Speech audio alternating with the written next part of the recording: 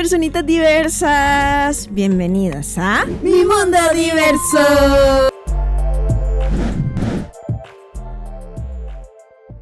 Hoy, por fin, la espera ha terminado. Lo que tanto habíamos esperado se vuelve realidad. Hoy reaccionaremos al primer capítulo especial de The Night Love. ¡Qué felicidad! Yo estaba muy ansiosa por este episodio. Nos sentimos como que fue una eternidad, ¿no? Esperando esos capítulos especiales. Vamos a reaccionar al primero, con 2 capítulos, y en este vamos a reaccionar al primero. Entonces no perdamos más tiempo y vayamos a verlo. Estoy nerviosa. จดทะเบียนสมรสกันนะ Ahí nos quedamos. จริงๆเหรอคะใช่แล้วก็ Yo ya ni me acuerdo. No. No. Yo seguí viendo el capítulo una y otra vez. Ah, ok. กัน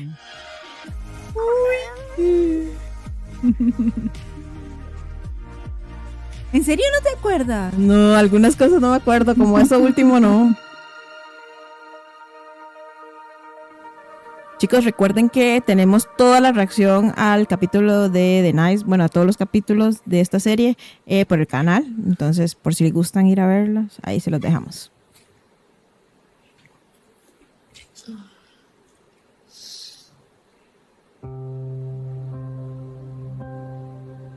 Si no supiéramos que va a tener bebés, diríamos, ¿qué pasa con Rin? Sí, nos preocuparíamos. Pero más bien estamos emocionadas.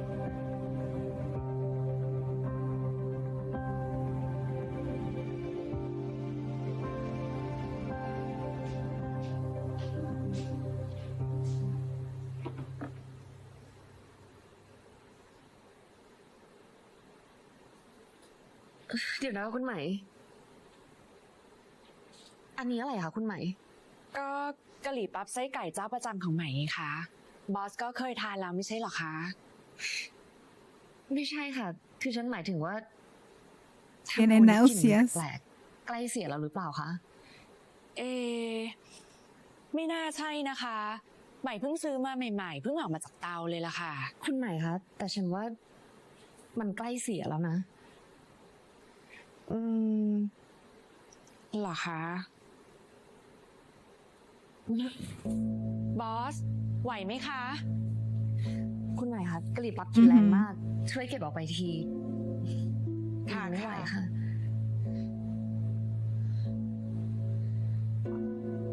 La pálida se puso. Pero ella no se da cuenta, si ella está planificando todo, pues el embarazo y eso, pues se debe dar cuenta, ¿no? ใหม่ไม่ยาดม Pero como está trabajando, se le olvida. ค่อยๆนะคะหายใจลึกๆค่ะ Pero piensa, uy, me estoy enfermando. เอแค่ได้กลิ่นอาหารก็ถึงขั้นอยากจะอาเจียนเลยเหรอคะแล้วโปรเจกต์ผลิตทายาทที่บอสบอกว่ากำลังทำอยู่ได้ตรวจดูอีกทีหรือยังคะว่าติดหรือเปล่า Heredero ปกติ familiar. บอสไม่เคยเป็นแบบนี้เลยนะคะ En el que se decidió trabajar. อาการเหมือนกับตอนที่น้อง Trabajaron สาวของ bastante ใหม่ fuerte. ท้องลูกชายคนแรกเลยล่ะค่ะ Uy. Estás embarazada. Y creo que a Ken le gustó hacer mucho el trabajo, ¿verdad?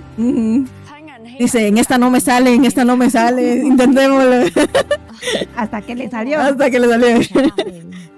คุณไหมไปทำงานเถอะ ถ้าอย่างนั้นเดี๋ยวใหม่เลื่อนประชุมกับฝ่ายการตลาดออกไปสักชั่วโมงหนึ่งก่อนเผื่อถ้าบอสยังไม่หายดีจะได้พักสักหน่อยนะคะ Para estar segura se tendría que hacer como una prueba de embarazo, ¿no? Sí. Ah, pero sí, está embarazada. Oye, desde el inicio nos dan de que está embarazada. Bueno, es que son 2 capítulos. Bueno, sí. Entonces hay que hacerlo todo muy rápido, ¿no? ¡Embarazada! ตั้งแต่เราตกลงกันว่าจะมีลูก เราก็เริ่มจดทะเบียนสมรส แล้วค่อยๆหาคลินิกเฉพาะทางที่ต่างประเทศ เพื่อทำการตั้งครรภ์ลูกแฝด ฉันกับเขมเลือกสเปิร์มบริจาคจากชายชาวญี่ปุ่น เพื่อให้ลูกมีหน้าตาคล้ายเราที่สุด ไข่ที่ใช้เป็นของเขมจีรา ผ เพราะเจ้าตัวไม่อยากให้ภาระตกอยู่ที่ฉันเพียง โอ้ ไม่ว่าจะเป็นอย่างไร เด็กเหล่านี้คือลูกของเราทั้งสองคน Es que sí, son hijos de las dos. โอ้ยเข็มตกใจหมดเลย ว่าแต่ดอกไม้ของใครอ่ะ ของภรรยาไงคะ วันนี้วันวาเลนไทน์ที่คาเฟ่มีขาย เข็มก็เลยซื้อมาฝากคน1 ดอก จริงๆเข็มมันจะได้เป็นช่อแต่ว่า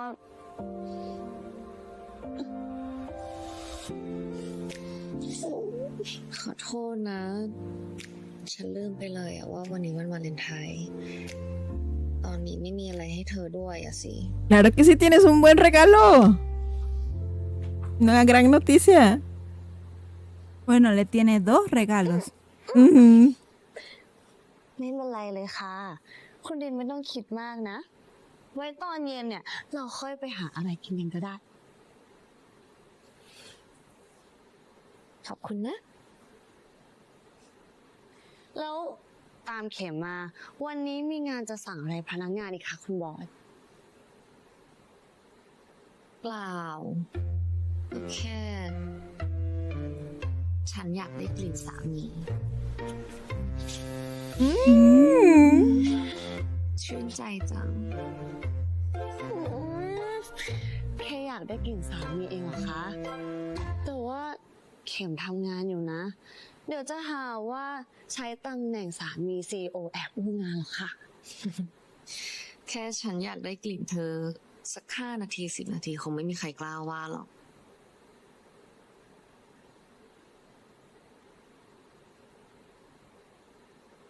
คุณลินเหนื่อยเหรอคะ อยากได้อะไรหวานๆเพิ่มพลังดูไหมคะ ไม่เป็นไร ก็แค่ลูกทำให้ฉันอยากได้กลิ่นเธอ โอ้ Los bebés. คะ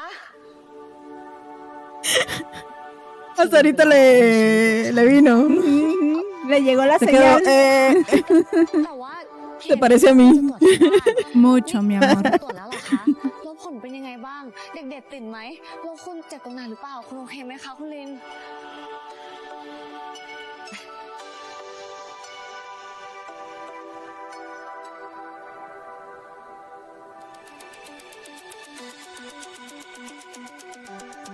อันนี้ที่ตรวจโควิดหรือเปล่าคะคุณลิน นี่ Ok. En serio que eso vino a arruinarlo todo. จริงๆ ฉันก็รู้สึกไม่ค่อยสบายตัวมาสัก2-3 วันแล้วแหละ ¿O es COVID o es embarazo? คุณลินเห็นดีใจจังเลยค่ะโอ๊ยฉันก็ดีใจเหมือนกัน จริงๆ ฉันไม่เป็นอันทำงานมาสักพักหนึ่งแล้วแหละ กว่าฉันจะโทรตามเธอมาได้เนี่ย ฉันต้องสงบสติอารมณ์ตั้งนาน ฉันควรไปหาหมอเลยดีไหม ควรค่ะ ยิ่งเร็วยิ่งดี แล้วนี่คุณลินบอกพ่อหรือยังคะ ยังไม่ได้บอกเลย ฉันบอกเธอเป็นคนแรก คุณลิน เราไปโรงพยาบาลกันตอนนี้เลยดีไหมคะ เข็มขอไปด้วยนะ เธอว่างหรือเปล่าล่ะ ว่างค่ะ เข็มเพิ่งเคลียร์งานจบไป เดี๋ยวเข็มจะขอหัวหน้าแผนกลาไปธุระแป๊บเดียวนะคะนะ Ken es muy aplicada con su trabajo, ¿eh? Ujú. คุณลินคะค่อยๆค่ะ A pesar de ser la esposa. เดี๋ยวเข็มถือให้ค่ะ นี่เธอ ฉันท้อง ไม่ใช่คนแก่ Ok. ค่อยๆเดินค่ะคุณลิน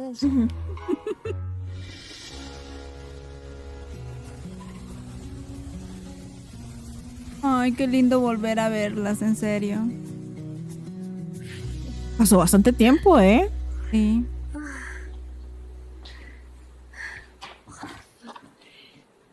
ตอนเย็นเนี่ยเธอขึ้นมาหาฉันนะ แล้วเราไปหาอะไรกินกัน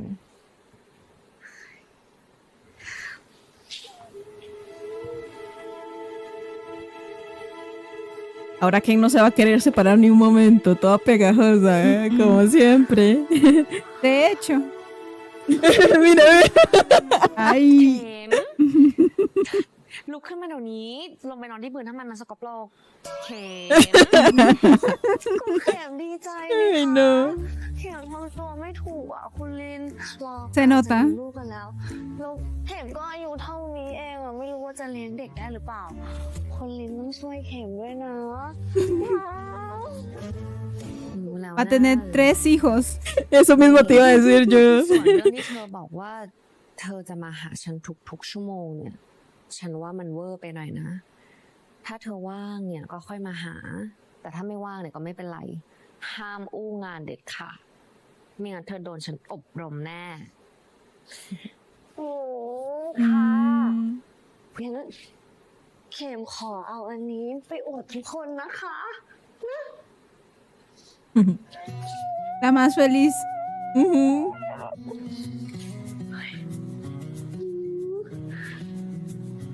เบบีว่าไงคะ คุณแม่สวยใช่ไหมคะ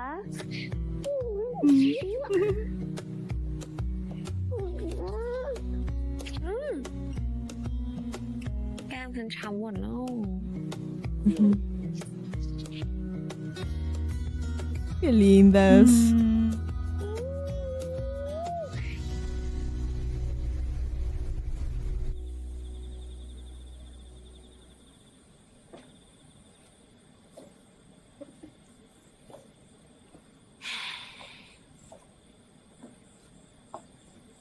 เป็นไง ช่วงนี้งานยุ่งหรือเปล่า ก็ไม่ค่อยยุ่งค่ะ ถ้าไม่มีคนเรียกไปแกล้ง แต่ถึงเรียกไปแกล้ง เข็มก็ยินดีค่ะ เพราะว่าเข็มอยากเจอหน้าเมียกับลูกๆ เรียกไปแกล้งบ่อยๆสิคะ ไม่ ก็ฉันบอกเธอแล้วไง ว่ามาหาได้ทุกครั้ง เฉพาะเวลาที่ว่างเท่านั้น พูดได้ไหมคะ ว่าเข็มอยากมีเมียรวย เข็มไม่อยากทำงาน เข็มอยากอยู่เฝ้าเมียแล้วได้เงินเดือนตลอดไป เข็มจะนอนเฝ้าเมีย 24 ชั่วโมงเลยค่ะ นี่เธอ ฉันไม่ใช่ปลาในแผงนะ ไม่ต้องกลัวฉันโดนฉกไปขนาดนั้น แต่ต่อให้ฉก ฉันก็ไม่ไปอยู่ดี อืม ที่ไม่ไป เพราะว่าคุณดินรักเข็มแน่ๆแล้วใช่ไหมคะแหวะหลงตัวเองน้องรักไหมรักสิไอหมาน้อยของฉันเข็ม Logró ablandar el รัก corazón. มากๆรักอันดับหนึ่งเลยแล้วระหว่างฉันกับลูกเธอรักใครมากกว่ากัน Ah, อุ้ย una pregunta muy difícil. รักคุณลินอันดับหนึ่งในแง่ชูสาวค่ะ Sí, son dos amores diferentes. สิ อะไรของเขา Buena respuesta. อืม ok. Es muy diferente ver a Ring A así, Ring ¿verdad? así. Ajá. Es raro. Sí, porque siempre fue como muy fuerte, ¿no? Y es que la rechazó mucho. อืม ลูกจะหน้าตาแบบไหนนะ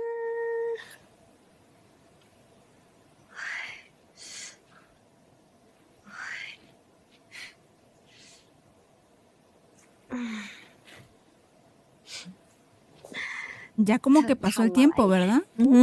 Sí, pasó tiempo. นั่งดูรูปลูกค่ะ เข็มเผลออวดทุกคนด้วยแล้วพี่ๆเขาก็บอกว่า ลูกเราน่ารักมากโอ้ยจริงเหรอ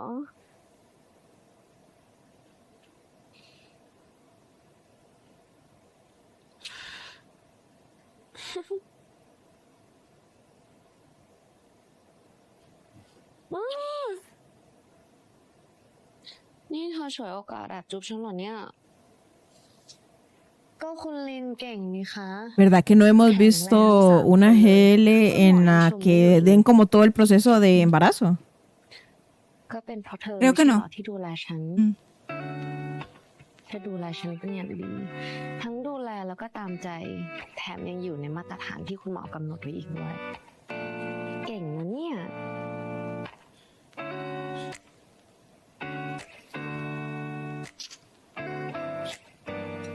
ก็เข็มรักคุณกับลูกนี่คะ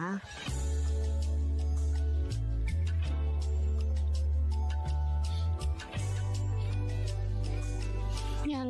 ตอนนี้ฉันอยากดูซีรีส์อ่ะ เธอช่วยหาซีรีส์ดูให้หน่อยได้ไหม ได้สิคะ เดี๋ยวเข็มหาช่องให้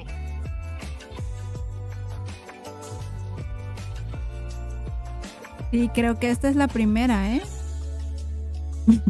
Si no me equivoco. Estabas buscando Sí, cargando información. en tu mente. Sí, me puse a pensar en todas las series y yo buscando.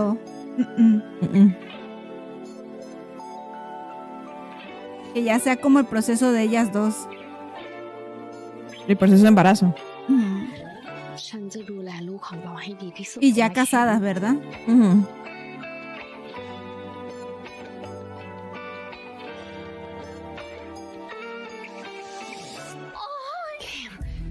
ฉันไม่ไหวแล้วคนลินเป็นอะไรหรือเปล่าคะ ¿Ya los va a tener? ¡Qué emoción! ฉันก็ปวดท้องอ่ะ ปวดท้องเหรอคะอุ๊ยหรือว่าเจ้าสองแสบกำลังจะออกมาคะคุณลิน ฉันไม่รู้อ่ะเธอไปเรียกใครมาก็ได้ Se pone a platicar con ella todavía. มาใครก็ได้รีบมาช่วยตามคุณพ่อก่อน Uy.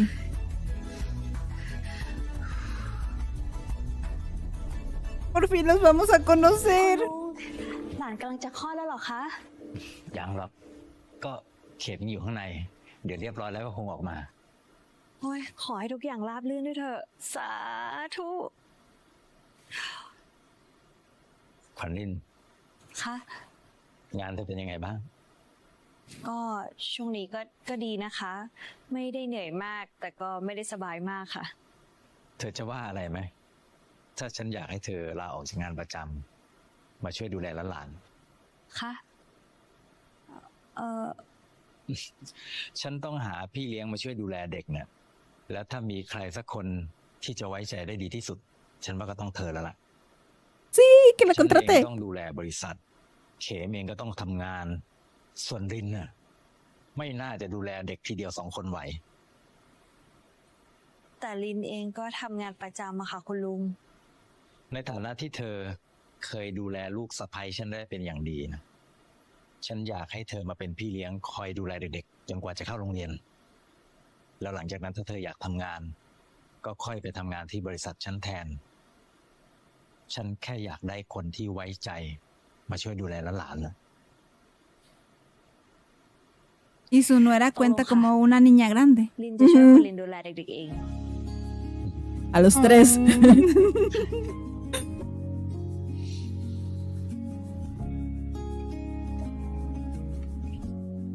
เข็ม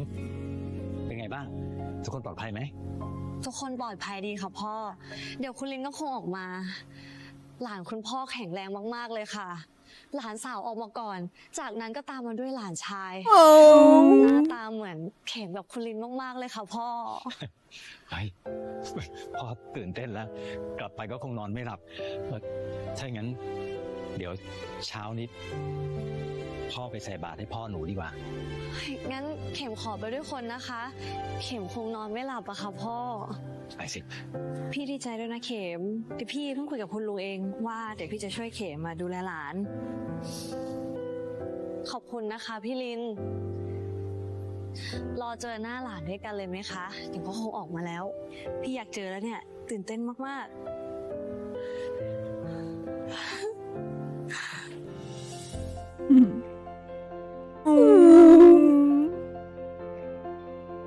Todos gorditos.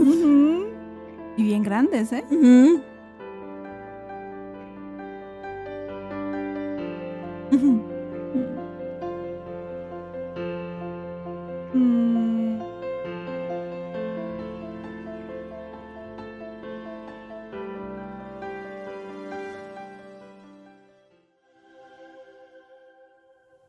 O sea que nos van a dar cuando ellos van a estar bebés, ¿no?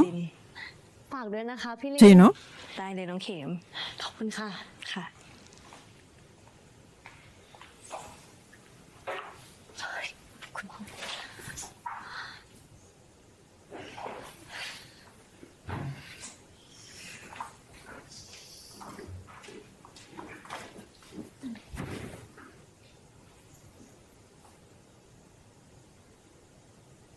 ทุกท่านครับ วันนี้ผมมีเรื่องสำคัญที่จะประกาศให้ทุกคนได้ทราบกัน ต่อไปนี้ บริษัทในเครือของเรา จะมีประธานบริหารคนใหม่ขึ้นมาแทนที่ผมแพรนลิน ลูกสาวผมเองครับ Lo que siempre había querido, ya lo logró por fin. ¿Qué será que él le pidió hijos para poder tener la jefatura? No sé. Bueno, primero le pidió que se casara con Ken y según ya iba a ser jefa. Ella se enamoró de Ken y ya no le importaba nada cuando Ken se fue, ¿verdad? Ahora pues yo creo que eso quería Rin, tener hijos. ก็ Seguro se esperó por eso, ¿verdad? รู้สึกเป็นเกียรติมากๆเลยค่ะ Y porque estaba embarazada.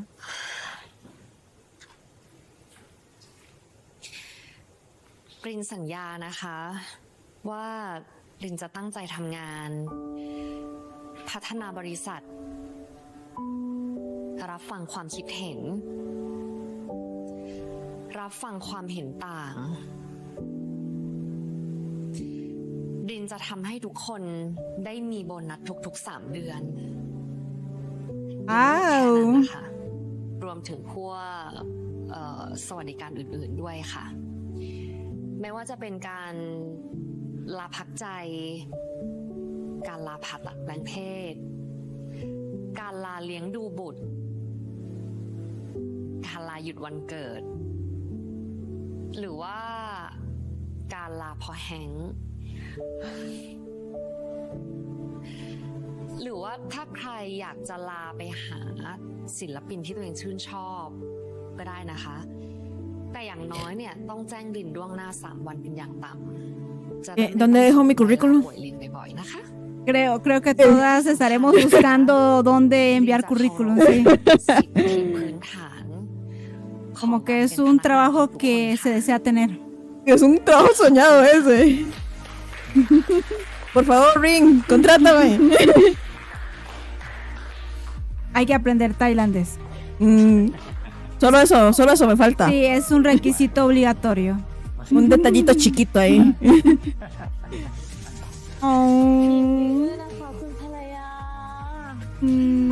Esposita. ได้เสมอเสียงดังไปหน่อยดีใจจัง Están muy felices con la nueva jefa, ¿eh? ในที่สุดเพื่อนของ เก่งเนอะ มีลูกที่น่ารัก สามีที่ดีแล้วก็ยังได้ตำแหน่งที่อยากได้อีกอ่ะ ปีนี้มันเป็นปีทองของแกชัดๆเลยอ่ะ พวกฉันแบบภูมิใจในตัวแกมากเลยลิน จริงเลยลิน ฉันว่านะ อีกไม่นานก็คงจะมีภาพประธานสาวกระเตงลูกแฝดมาลินที่บริษัทเราบ้าง ถ่ายรูปกันดีกว่า แกจะนี่แขนสั้นอ่ะแล้วไม่มาถ่ายล่ะถูกไหมอุ๊บส่วนหนึ่ง หนีด้วยไหม มาสองเจ้ากระไรโอเค เข็ม ค่ะ เพราะว่าดูท่าทางท่านประธานน่าจะเหนื่อยครับเข็มพาไปพักผ่อนหน่อยไหม ได้ค่ะพ่อเดี๋ยวยังไงเข็มขอตัวภรรยาไปพักก่อนนะคะ ขอบคุณนะคะพ่อ เจอกันนะแก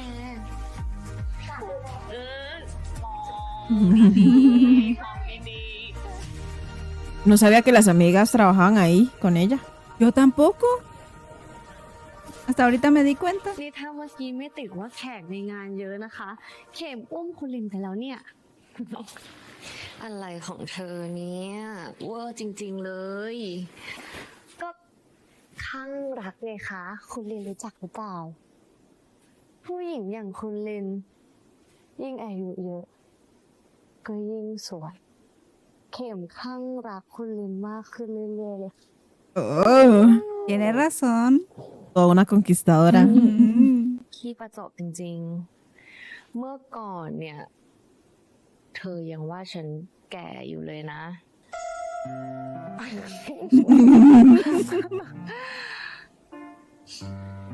พักกันค่ะ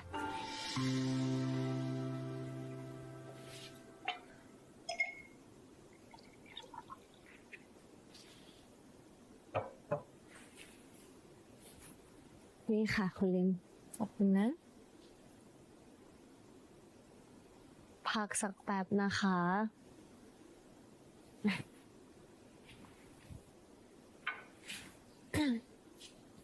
รู้สึกดีขึ้นไหมคะ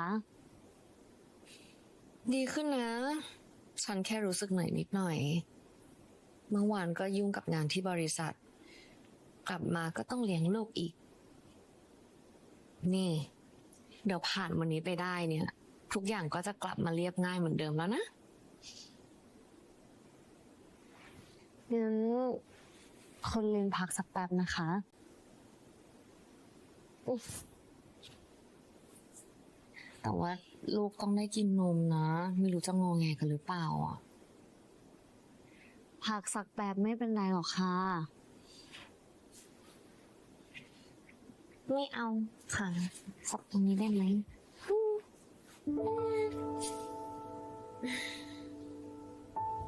ช่วงนี้คุณมีความสุขไหมคะ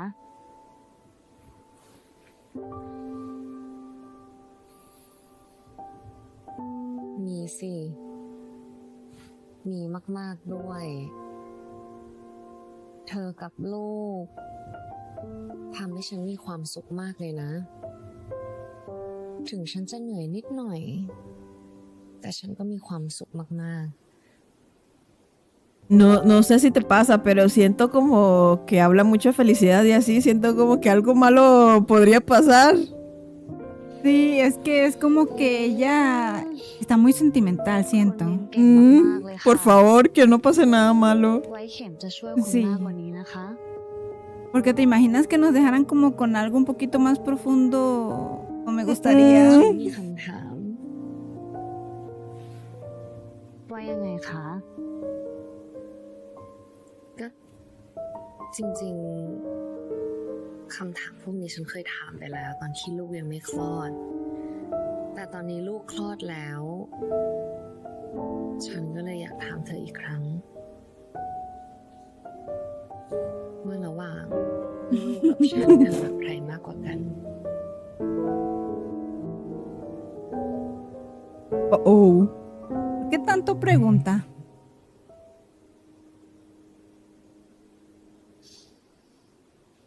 คำถามยากจังเลยนะคะ ไม่เห็นเป็นไรเลย ก็แค่ลองตอบฉันมาก่อน แล้วถ้าเข็มบอกว่า เข็ม Hay respuesta incorrecta. คุณจะว่าอะไรไหมคะ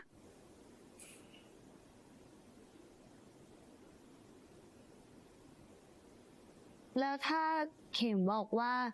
เข็มรักคุณมากกว่าลูกล่ะคะ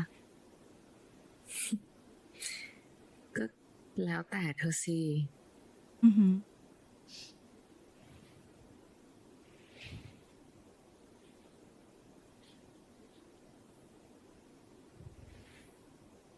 แต่ไม่ว่าเข็มจะรักใครมากกว่ากัน เข็มก็อยากให้คุณเรียนรู้ไว้ว่า เข็มรักคุณกับลูก รักเท่าชีวิตเข็มเลยค่ะ Quien siempre sabiendo qué decir.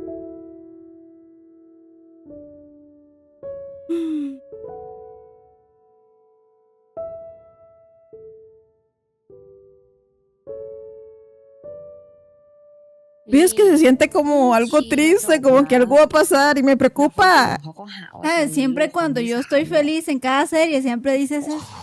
Y a mí me haces pensar que se viene algo triste. Pero no lo sientes así, no lo sienten así, solo soy yo. Yo siento que está sentimental por haber tenido a los bebés, ฉันขอพักสายตาแป๊บหนึ่งได้ไหม pero a medida que Ajá. vayamos viendo el capítulo vamos a ver qué. Pero esperemos que sea felicidad.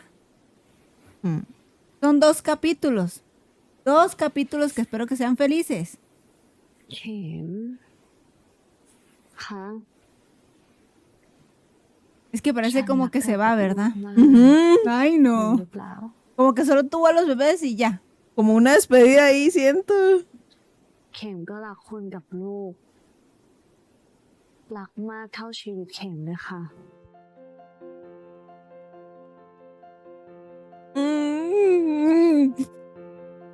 Como que este capítulo solo se nos va a estar derritiendo el corazón.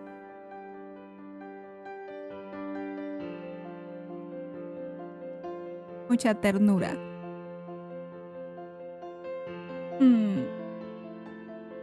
Pero sí está sospechoso que le esté pregunte y pregunte.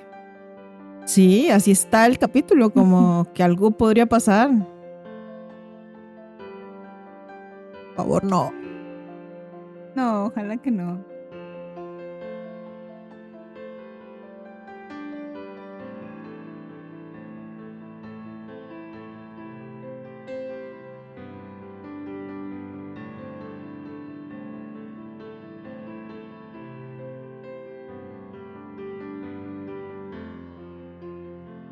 No, por favor. Ya ves que cuando todo es felicidad y todo es bonito y así, siempre algo malo viene. Y no sé, ya me quedó eso a แค่ mí. ไหน Sí, las GLs son muy de esas, de que nos tienen felices hasta acá y luego un bajón súper fuerte, pero luego nos regresan a la felicidad Ujú. también. Oh.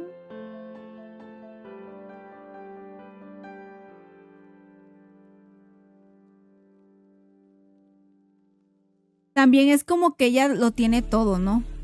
Entonces tal vez piensa, lo tengo todo, ¿qué va a suceder ahora? Ujú. Y eso sea que se haya convertido como en más sentimentalismo. Ahora se siente แม่น้ completa. ำแข็งจะหนีไปไหนจ๊ะ เปล่าหนีค่ะ เข็มจะไปกินข้าว ก็เห็นอยู่ว่าหอบข้าวของไปเนี่ย ไหนบอกว่าพักกลางมันจะมาเมาเรื่องไอ้เซลล์ที่มันเวียนเสร็จแค่ไง อยากรู้จริงๆว่าหน้ามันเป็นยังไง Ok. เดี๋ยวก่อนเมาก่อนสิ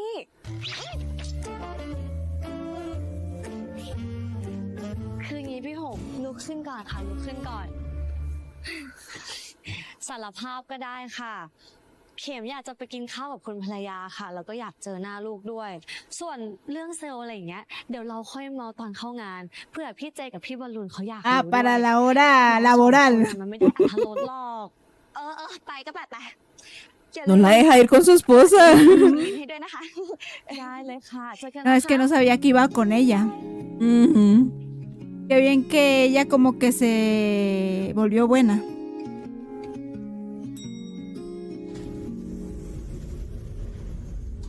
Bueno, de otra no le quedaba. Sí.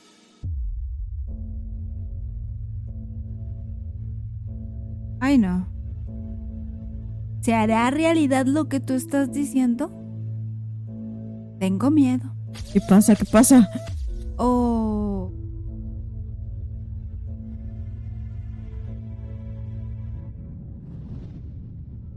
Ah, lo del trauma. A los lugares encerrados. Oh. Por lo de su choque, ¿no? Algo así, ¿no? Ajá, por lo del accidente. Oh. Oh, y ahí recuerda cuando la dejó encerrada esa que era mala. Ujú. คุณลินจะต้องภูมิใจ Mm. Mm.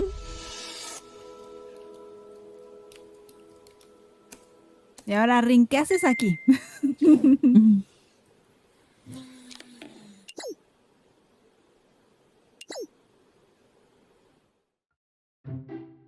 Oh. No te voy a decir qué dice, es que es mucho. No nos van a poner subtítulos, ¿verdad? Sí. Por favor, díganos qué dicen ahí en los comentarios.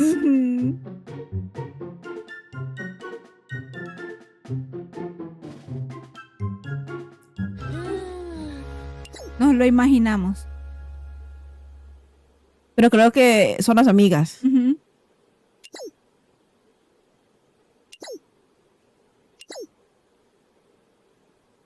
Ok. Ok.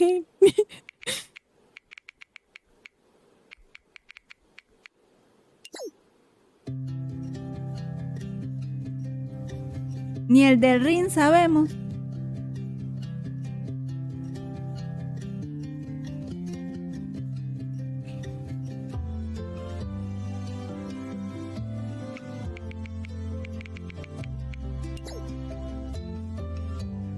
Interesante. Coincido contigo. Totalmente de acuerdo. คิดถึงจังเลยค่ะ แก้มฉันเลอะลิปเธอหมดแล้ว ก็เข็มคิดถึงคุณกับลูกนี่คะ แต่ว่าวันนี้เธอมาหาฉันเป็นรอบที่ 3แล้วนะ แก้มมันช้ำหมดแล้วเนี่ย ไม่กี่รอบก็คิดถึงค่ะ Como sufre. นี่ถ้ากลืนคุณลงไปได้ เข็มกลืนคุณลงท้องไปด้วยแล้ว Canibalismo. เวอร์มาก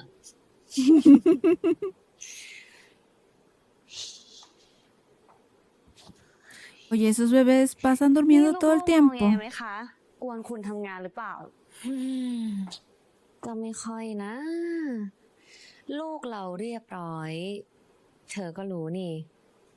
เวลาที่เขากินนมอิ่ม เขาก็จะหลับ แต่ถ้าไม่หลับเขาก็จะนอนเล่นอ้อแอแบบนี้แหละ ตะเอเด็กๆหนาวกันหรือเปล่าคะหืมหนูอย่าเตะผ้าห่มกันนะคะลูกนอนไหม เข็มปะ Ay, yo entrando con la conversación riéndome también. Es que como que uno se pierde, ¿sabes? En la serie. คุณลิน Y como que lo tenemos que disfrutar porque solo son 2 เผื่อคุณด้วย capítulos. นะคะ Sí. นี่ หอมจัง ¿Le cocinó? Ujú. กินเยอะๆนะคะคุณลิน คุณลินจะได้มีน้ำนมให้ลูก Sí, a ella le gustaba mucho cocinarle. ทุกวันนี้ฉันยังน้ำนมเยอะไม่พออีกเหรอ ๆ เยอะค่ะ แต่ว่าอยากให้เยอะจนกว่าลูกจะหย่านมค่ะ เข็มชอบมองเวลาคุณลินให้นมลูก Hey. ทะลึ่ง Sí, sí, sí. เข็มแค่ชอบมองเวลาคุณลินให้นมลูกมันน่ารักดี เวลาปากเล็กๆ ลูกดูดนมแม่เนี่ย มันน่ารักมาก Ok. Ok. มองหน้าอกเมียเวลาอื่นเนี่ย คุณลินจะบอกว่าเข็มอื่นก็ได้นะคะ เข็มยอมรับ โถนี่โอ้ย คุณลิน จริง เจ็บ ๆเล นะ ย Oh.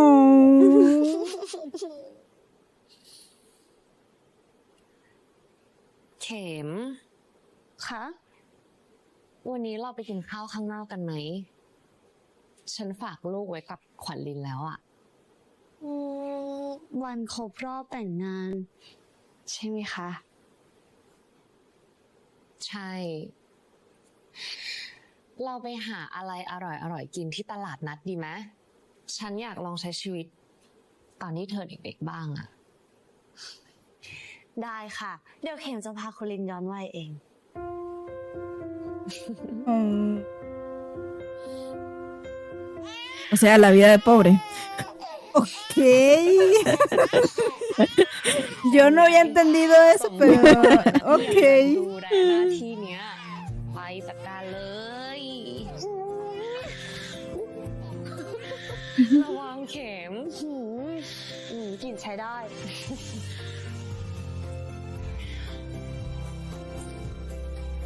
ทำไมอ่ะลิน No sabe. Oh.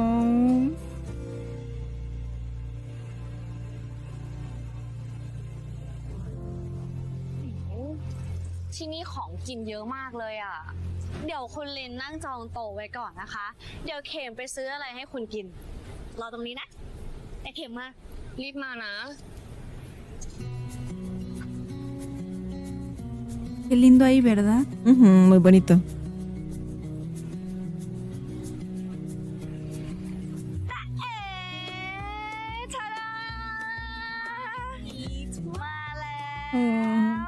ว้ายคุณลิน นี่เลยซื้อน้ำส้มมาฝากคนสวยอย่างคุณลินด้วยหอมไหมหอมจัง นี่ค่ะ Qué lindo esos momentos, ¿no? คุณลินรู้ไหมคะว่าทำไมเขตถึงเรียกว่าไส้กรอกฟลามิงโกคุณลิน Pero ves, ella no sabe nada de ฟลา eso. มิงโกเลยเหมือนอย่างเอานกฟลามิงโกมาทำอย่างนั้น La vida de pobre quería experimentar. Sí, como que ella solo fue criada como en la riqueza, ¿no? ไม่เอาอ่ะฉันไม่กล้ากินหรอก ลองดูค่ะเผ็ดปอด Es que Ken es como más todoterreno, ¿no?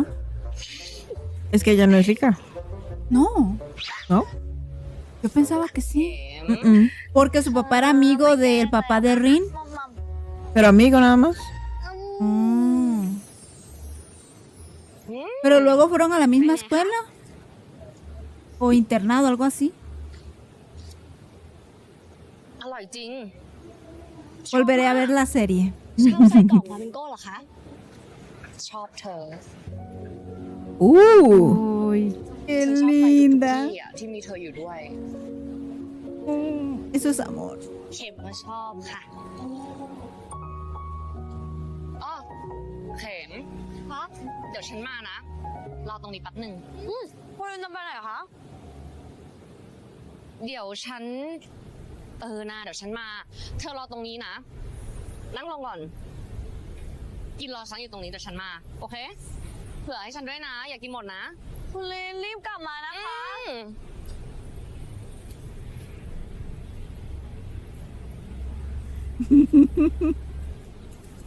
Se me ocurrió como algo muy latino. Ella anda como con su ropa de trabajo y se la llevó a comer. Como con su primer sueldo. คุณเลน Ay. สุขสันต์วันครบรอบ 3 ปีนะ เยหมาเด็ก Cachorrita.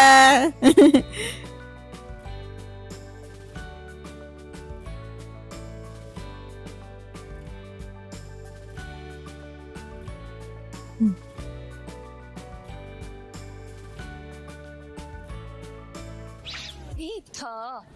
จะทำอะไรเนี่ย เดี๋ยวดอกไม้ก็ทิ่มตาหรอกเข็มเขินไหมคะ ขอบคุณนะคะคุณลิน แล้วนี่คุณลินเตรียมให้เข็มตั้งแต่เมื่อไหร่ เข็มไม่เห็นรู้เลย ฉันก็มีคนเตรียมให้อ่ะ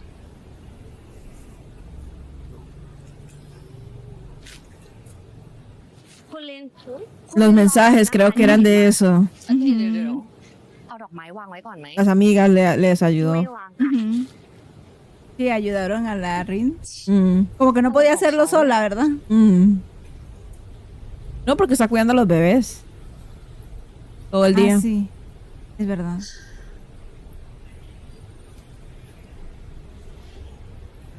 Uy.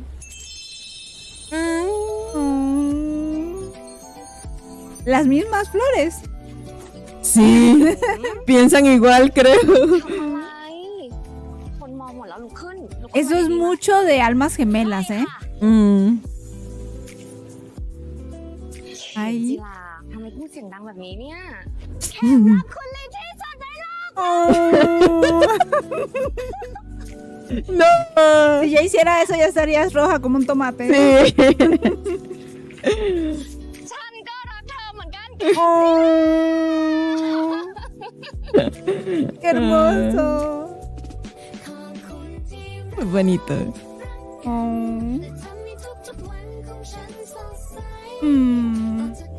Después de tantas cosas que pasó que es verdad. Mm.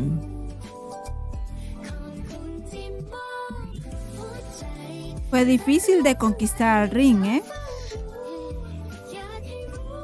Un camino largo. อือหือ เดี๋ยวนะ ทำไมเข็มก็เตรียมไว้ให้คุณค่ะ เข็มให้พี่เจกับพี่บอลลูนช่วยเตรียมไว้ให้ แลกกับส้มตำฟากนู้น1 มื้อ บังเอิญจังเลยนะคะ เรานี่ใจตรงกันเหมือนกันนะเนี่ย อือหือน อกจากจะเตรียมดอกไม้เอาไว้เซอร์ไพรส์เหมือนกันแล้ว ยังเป็นดอกไฮเดรเนียมเหมือนกันอีกด้วย ขอบคุณนะเข็ม เพราะว่าเราคู่กันไงคะ คุณเรียนรู้ไหมคะว่าดอกไฮเดรเนียมหมายความว่ายังไง รู้สิ ไม่งั้นฉันจะเตรียมไว้ให้เธอหรอก เข็มชอบค่ะ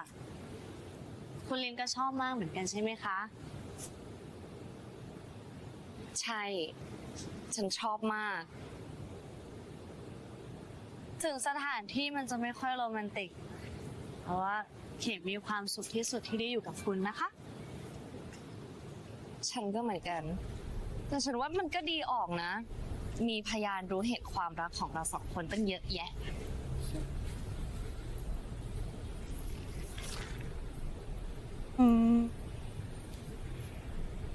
Creo que cualquier lugar es romántico mientras que estés con la persona que quieres, ¿no? Todo se vuelve lindo, perfecto. เข็ม คะ แต่งงานกับฉันนะหืม เราก็ Oh, แต่งงานกันแล้วนี่คะ ya están casados. แบบแต่งงาน คือมันไม่ใช่ ฉันมันนึกดูแล้วเนี่ย ตอนนั้นฉันแต่งงานกับเธอ ทั้งนั้นที่ยังไม่ได้รักเธอด้วยซ้ำ งานแต่งมันก็เลยออกมาโคตรห่วย ฉันไม่ให้เกียรติเธอเลยนะเข็มตอนนั้นน่ะ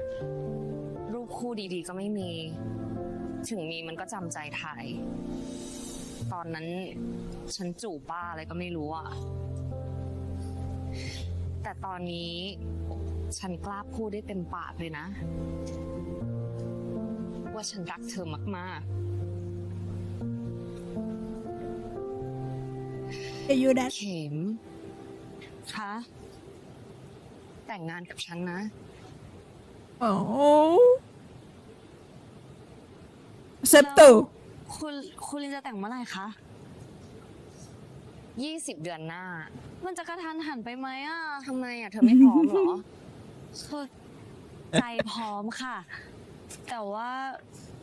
กายไม่พร้อมอ่ะคุณลิน นี่เข็มหนักขึ้นมาตั้งหลายกิโล Ya se estaba enojando. ¿Por qué? No estás lista. Y ya están casados.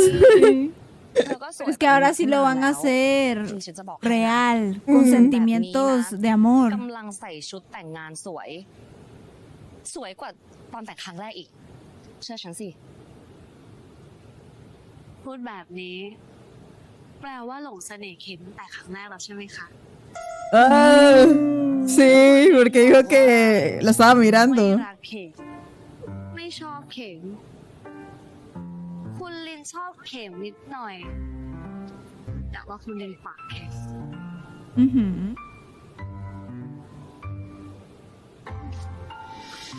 โอเคค่ะ โอเค ถ้าคุณลินบอกว่าเข็มสวย เข็มก็จะมั่นใจค่ะ งั้นแต่งงานกันอีกรอบ ให้เข็มช่วยคุณเตรียมงานนะคะ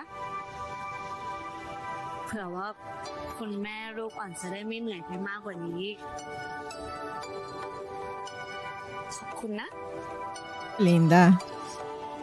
ฉันรักเธอนะเข็มจีลา รักมากๆด้วย เข็มก็รักคุณลินค่ะ อืม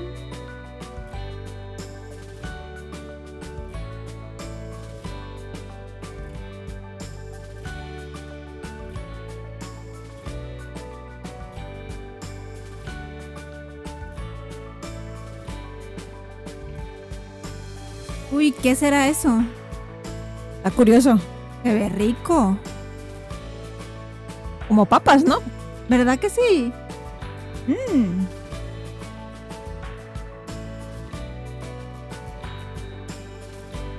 Yo pendiente de a ver qué es. ¡Oh! Aún más rico. Sí.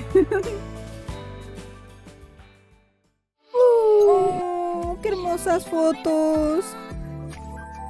Bueno, este primer capítulo de The Night Lot especial me encantó. Pudimos ver a los bebés por fin. No sabía que iba a haber boda. Vamos a tener boda, una boda donde no es a la fuerza que se tenga que casar Rin. Estoy muy emocionada por ver esa boda. Me di cuenta que estábamos diciendo de que, bueno, tú decías más bien que tenías un poquito de miedo de que le pasara algo a Rin. Y yo te dije que tal vez es porque está con sentimientos, que acaba de tener a los bebés y así. Pero ¿sabes qué me pude dar cuenta? Ahí fui analizando y así. Y yo creo que Rin siente que no se merece a Ken. Como que dice, mi vida es tan maravillosa, tengo una esposa que me ama, tengo mis hijos. O sea, ya se ve ella realizada. Es jefa, es madre y es esposa. Y su esposa la ama demasiado. Entonces como que siento que ella dice, no me merezco tanto. Y como que se siente culpable de haber tratado a Ken de la forma en que la hizo. Bueno, eso sí. Ya como que eso fui como atando cabos, pero vamos a ver si estoy en lo correcto en el siguiente capítulo. Que veamos. Sí, porque incluso ella llora al verla con los bebés y así, y también vive preguntándole que si la ama, que quiere casarse de nuevo para pues tener recuerdos bonitos, porque con la primera pues era como a la fuerza, ¿verdad? Entonces sí podría tener sentido eso de que ella se siente como culpable, ¿no? Sí, porque si uno se mete como en el papel de Rin y mira a Ken, dice uno, cómo ella no se cansó de tanto rechazo y de tratarla muy mal. Sí, de que ella fue toda una migajera. Y sigue siéndolo. No, porque ya no ruega por amor. No, ya no ruega, pero está bien pegada a su... Es pegajosa. Es pegajosa, es pegajosa. Pero sí, a mí también me encantó. O sea, yo estuve esperándolo por mucho tiempo, estos episodios especiales. Y me encantó, estuvo muy bonito que nos dieran como ese seguimiento del embarazo y así. Vimos muy pocos a los bebés, nada más cuando nacieron, que nacieron todos grandotes. Ah, sí, los bebés pasaron durmiendo todo el capítulo.